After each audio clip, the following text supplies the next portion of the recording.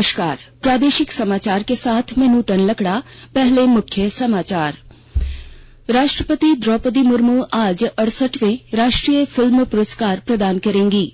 वर्ष 2020 के लिए दादा साहेब फाल्के पुरस्कार अभिनेत्री आशा पारिख को दिया जाएगा। प्रधानमंत्री के वंदे भारत एक्सप्रेस को हरी झंडी दिखाकर रवाना किया, साथ ही सवारी भी की। ट्रेन में स्टार्टअप चलाने वाली महिलाओं से बातचीत भी की। कैबिनेट सचिव वंदना डाडेल को झारखंड उच्च न्यायालय से अंतरिम राहत मिली। उच्च न्यायालय ने सीबीआई जांच के आदेश पर फिलहाल रोक लगाई और जेपीएससी के संयुक्त सहायक अभियंता प्रतियोगिता परीक्षा के तहत शेष अभ्यर्थियों का साक्षात्कार 10 अक्टूबर से होगा शुरू। और अब समाचार विस्तार से।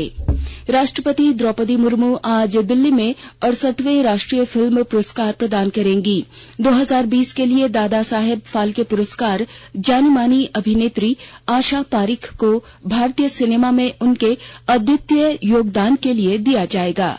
श्रेष्ठ फीचर फिल्म का पुरस्कार तमिल फिल्म सूराराई पोटरू को, जबकि Hindi film Tanaji the unsung warrior को संपूर्ण मनोरंजन लोकप्रिय फिल्म का पुरस्कार मिलेगा।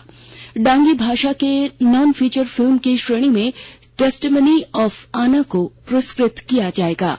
सामाजिक विषय पर सर्वश्रेष्ठ मुद्दों के लिए मराठी फिल्म फ्यूनरल को पुरस्कार दिया जाएगा।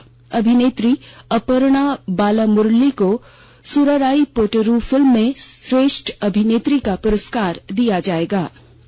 प्रधानमंत्री मोदी ने अपने गुजरात दौरे के दूसरे दिन आज वंदे भारत एक्सप्रेस को हरी झंडी दिखाकर रवाना किया, साथ ही सवारी भी की।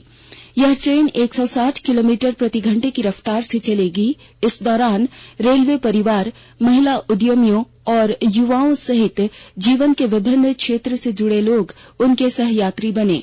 यात्रा के दौरान मोदी ने वंदे भारत ट्रेन के निर्माण कार्य से जुड़े श्रमिकों, इंजीनियरों और अन्य कर्मचारियों से बातचीत की। उन्होंने वंदे भारत ट्रेन में स्टार्टअप चलाने वाली महिलाओं और महिला शोधकर्ताओं से भी बात की। इस मौके पर गुजरात के राज्यपाल आचार्य देवव्रत, रेल मंत्री अश्विनी वैष्णव, केंद्रीय मंत्री हरदीप सिंह पुरी और गुजरात के मुख्यमंत्री भूपेंद्र पटेल भी मौजूद रहे। आजाद भारत की बात आकाशवाणी के साथ आज की कड़ी में प्रस्तुत है आयुष्मान भारत प्रधानमंत्री जन आरोग्य योजना पर जानकारी। 23 सितंबर 2018 को झारखंड से इस योजना का शुभारंभ करते हुए प्रधानमंत्री नरेंद्र मोदी ने कहा था कि यह सरकार द्वारा पूरी तरह से वित्त पोषित दुनिया की सबसे बड़ी स्वास्थ्य योजना है। इसका उद्देश्य देश के 50 करोड़ से अधिक लोगों को 5 लाख रुपए तक का स्वास्थ्य बीमा प्रदान करना है। यह योजना देश में सार्वजनिक और निजी पैनलबद्ध अस्पतालों में स्वास्थ्य देखभाल के लिए अस्पताल में भर्ती होने पर प्रति परिवार प्रतिवर्ष 5 लाख रुपए का बीमा प्रदान करती है। यह योजना पूरी तरह से कैशलेस और पेपरलेस है और इसका पूरा लाभ देश में कहीं भी लिया जा सकता है। इस योजना के अंतर्गत अब तक 23,000 से अधिक अस्पतालों को पैनल में शामिल किया जा चुका है। केंद्रीय स्वास्थ्य मंत्री डॉक्टर मनसुख मांडविया ने कहा है कि देश भर में 1,20,000 से अधिक आयुष्मान भारत स्वास्थ्य और कल्याण केंद्र गैर संचारी रोगों सहित विभिन्न बीमारियों की जांच की सुविधा प्रदान कर रहे हैं।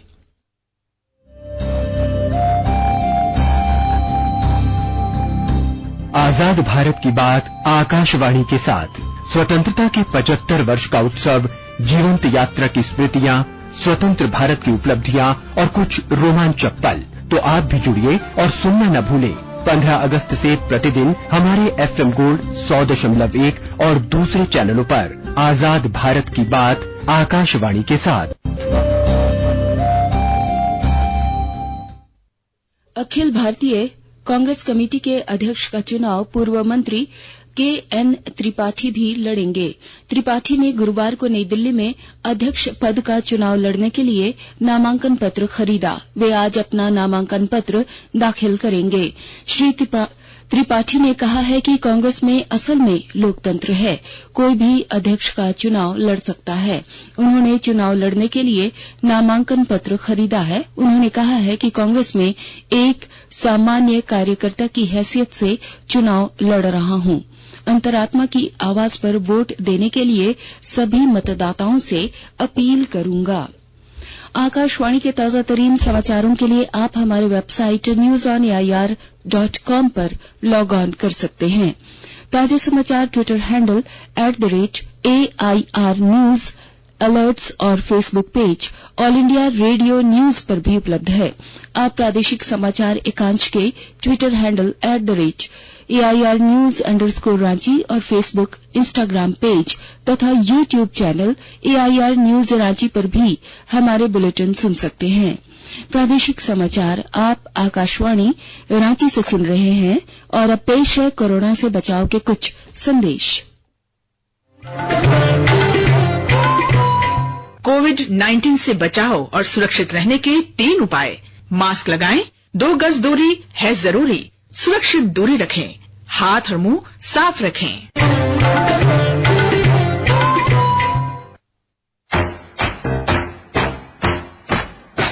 चलो मिलकर एक शुरुआत करें, चलो एक फैसला आज करें, मास्क नहीं तो टोकेंगे, कोरोना को रोकेंगे, चलो एक इरादा करते हैं, चलो कुछ वादा करते हैं, मास्क नहीं तो टोकेंगे, कोरोना को रोकेंगे। भारत सरकार द्वारा जनहित में जारी। प्रादेशिक समाचार में आपका एक बार फिर स्वागत है। कार्मिक सचिव वंदना डाडल को झारखंड उच्च न्यायालय से अंतरिम राहत मिल गई है। श्रीमती डाडल के खिलाफ सीबीआई जांच के आदेश पर फिलहाल रोक लगा दी गई है।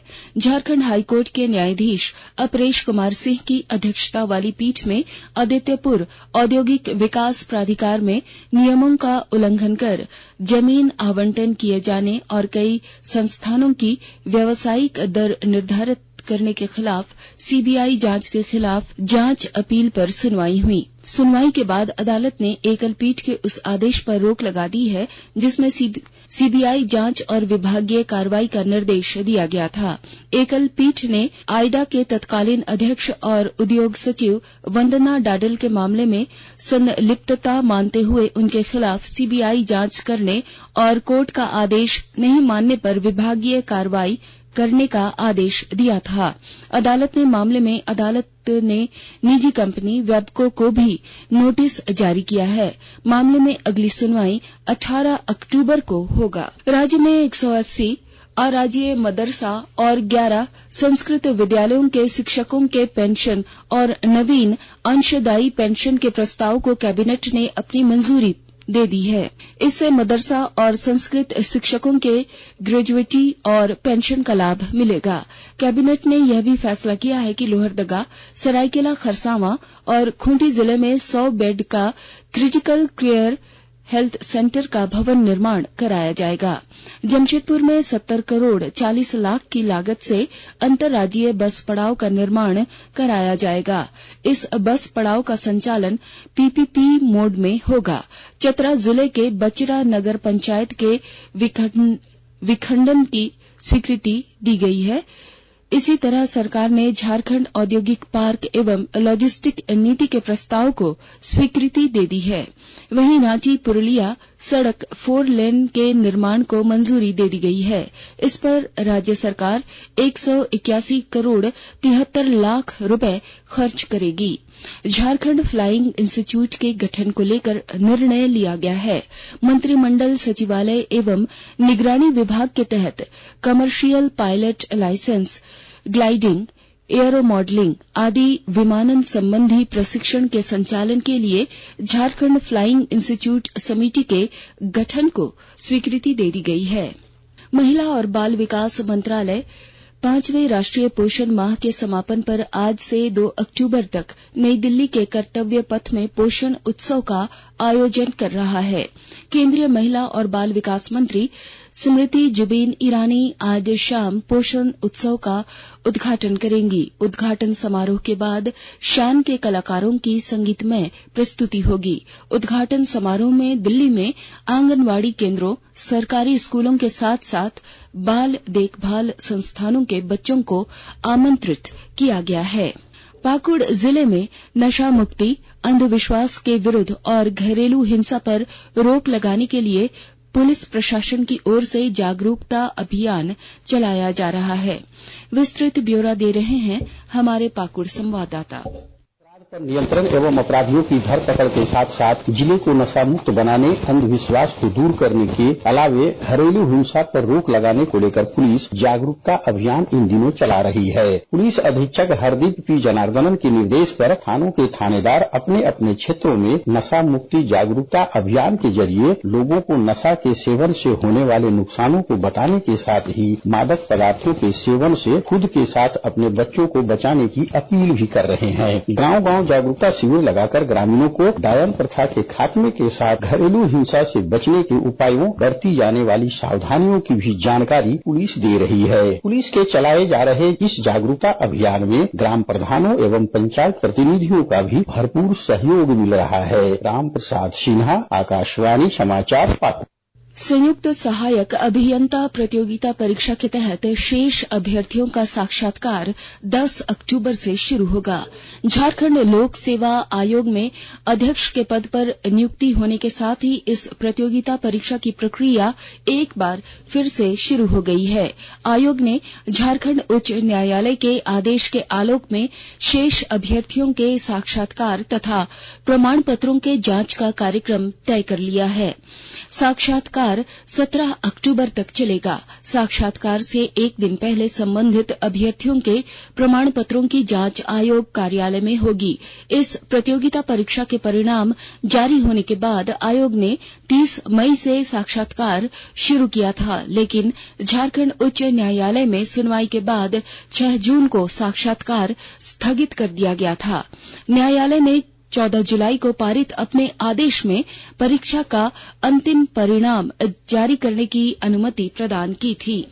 केंद्र सरकार ने कारों में 6 एयरबैग अनिवार्य रूप से रखने का प्रस्ताव 1 वर्ष के लिए 1 अक्टूबर 2023 तक स्थगित कर दिया है। सड़क परिवहन और राजमार्ग मंत्री नितिन गडकरी ने कहा कि यह फैसला ऑटो उद्योग में जारी वैश्विक आपूर्ति श्रृंखला की कठिनाइयों और इसके हुए किया गया है। लातेहार के उपायुक्त भोर सिंह यादव ने झारखंड फसल राहत योजना के तहत अब तक हुए कार्यों की जानकारी लेते हुए ज्यादा से ज्यादा योग्य किसानों का पंजीकरण सुनिश्चित कराने का निर्देश दिया है। वहीं झारखंड कृषि ऋण माफी योजना, पीएम किसान का ई-केवाईसी, पीएम किसान के लाभुकों को केसीसी से आच्छादित की स्थिति, पीएम केएसवाई के वर्ष 2021-22 की उपलब्धि तथा वर्ष 2022-23 की वर्तमान स्थिति, बीज वितरण की स्थिति की समीक्षा कर कई दिशा निर्देश दिया गया। लातेहार के उपायुक्त भोर सिंह यादव ने बैठक कर कृषि विभाग से संचालित विभिन्न योजनाओं की समीक्षा की। उपायुक्त ने पीएम किसान योजना की समीक्षा करते हुए उपायुक्त ने 100% किसानों का ई-केवाईसी सुनिश्चित कराने का निर्देश दिया। उपायुक्त ने कहा है कि अगर सभी किसानों का ई-केवाईसी नहीं हुआ तो वह मिलने वाले लाभ से वंचित रह जाएंगे। और अब अंत में मुख्य समाचार एक बार फिर। राष्ट्रपति द्रौपदी मुर्मू आज 68वें राष्ट्रीय फिल्म पुरस्कार प्रदान करेंगी। वर्ष 2020 के लिए दादा साहेब फाल्के पुरस्कार अभिनेत्री आशा पारिख को दिया जाएगा। प्रधानमंत्री ने वंदे भारत एक्सप्रेस को हरी झंडी दिखाकर रवाना किया, साथ ही सवारी भी की। ट्रेन में स्टार्टअप चलाने वाली महिलाओं से भी बात की। कैबिनेट सचिव वंदना डाडेल को झारखंड उच्च न्यायालय से अंतरिम राहत मिली। उच्च न्यायालय ने सीबीआई जांच के आदेश पर फिलहाल रोक लगाई। और जेपीएससी के संयुक्त सहायक अभियंता प्रतियोगिता परीक्षा के तहत शेष अभ्यर्थियों का साक्षात्कार 10 अक्टूबर से होगा शुरू। इसके साथ ही आकाशवाणी रांची से प्रादेशिक समाचार का यह बुलेटिन समाप्त हुआ। नमस्कार।